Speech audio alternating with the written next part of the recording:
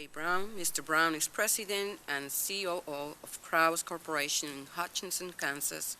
Krause was founded in 1916 and currently employs around 225 people. He is here to testify on behalf of the Association of Equipment Manufacturers. The AEM is a trade association that globally represents more than 800 companies that manufacture equipment worldwide in the industries of agriculture, construction, forestry, mining, and utility. Welcome.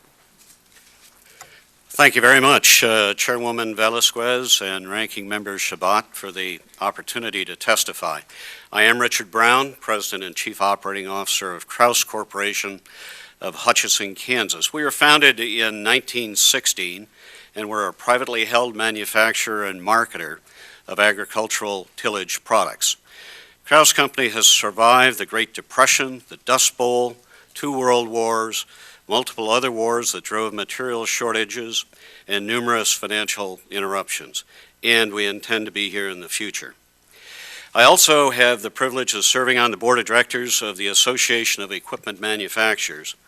AEM is one of the oldest trade associations in North America, representing over 800 companies that manufacture agricultural, construction, forestry, mining, and utility equipment.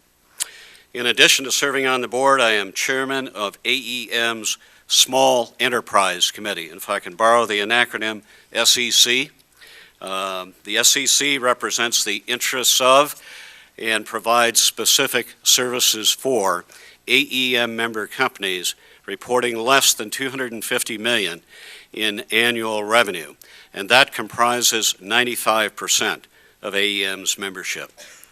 While Wall Street is on a financial roller coaster, I'm here to tell you that many small businesses in America are in economic freefall. This financial crisis is also taking a toll on rural America and agriculture. In my state of Kansas and all across the country, agriculture is the economic foundation for countless small businesses and thousands of main streets. Modern agriculture requires farmers to have access to credit so that they can make the large capital investments needed to plant and harvest crops. The tightening of the credit markets is coinciding with a rapid rise in the cost of agricultural inputs.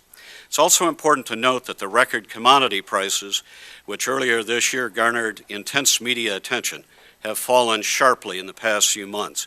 As an example, corn alone has fallen 50% below break even. We're now seeing farmers delay their purchase of inputs from their normal preseason purchasing patterns as they're having credit trouble. The ripple effects of tightening credit markets at a time of increasing capital requirements for agriculture will lead to economic hardships for rural America. I also perceive a growing sense of anger among rural Americans about this situation.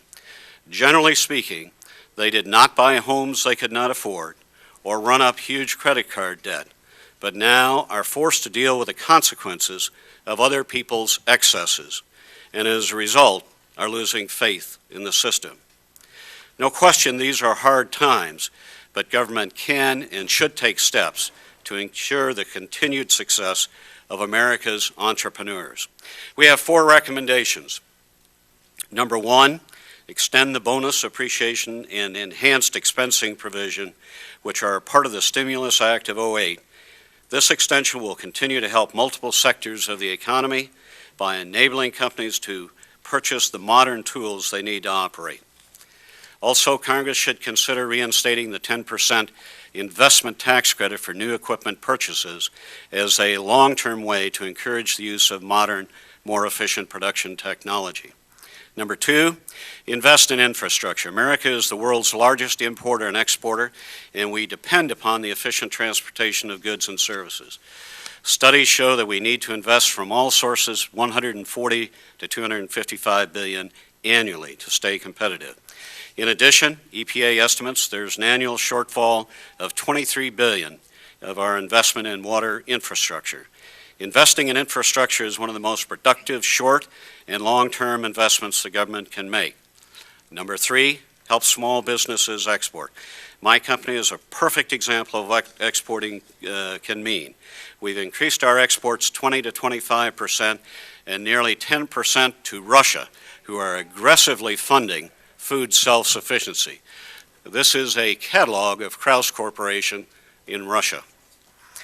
That is why it's important for Congress to pass the pending free trade agreements with Colombia, Panama, and South Korea.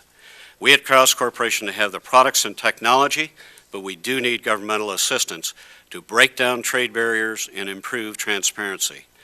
Number 4, please help control rising health care costs. Krause Corporation's annual health care costs represent $857 per machine unit we sell, while none of our global competitors have a direct comparable expense. And our health care costs at current rates are doubling every 4 to 5 years and represents a greater risk than even $100 a barrel oil. Whatever actions are undertaken, I can't stress enough that we must restore the confidence in the marketplace. Times are tough, but I am confident we'll survive to see better days. And with proper government action, these days can be closer than they appear. Thanks very much again for the invitation to testify,